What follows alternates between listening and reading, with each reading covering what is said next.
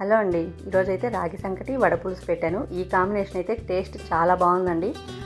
రాగి సంకటి అందరికీ తెలిసిన విషయమే, హెల్త్కి చాలా మంచిది.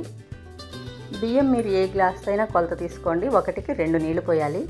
రేషన్ బియ్యం కదండి, నీట్గా కడుక్కోండి.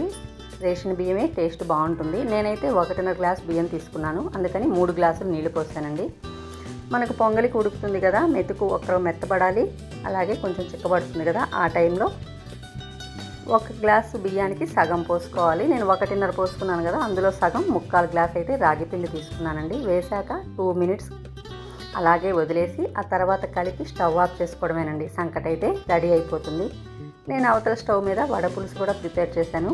వడపులుసు కూడా మీరు ఏ విధంగా పులుసు ప్రిపేర్ చేసుకుంటారో అదే విధంగా చేసుకొని, మనం కూరగాయ ముక్కలు ఫస్ట్ వేసుకుంటాం కదా, ఇది వడలు కాలుంటాయి కాబట్టి చివర్లో దింపే ముందు ఒక 5 నిమిషాలు ముందు వడలు వేసుకొని స్టవ్ ఆఫ్ చేస్తే సెట్ అయిపోతుందండి. కర్రీ కూడా అయిపోతుంది.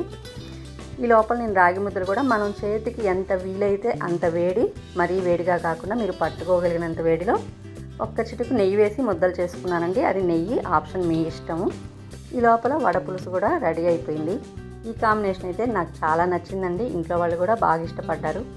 మీరు కూడా ఒకసారి ట్రై చేసి నచ్చితే లైక్ చేయండి, ఎలా ఉందో కామెంట్ చేయండి. Thank you.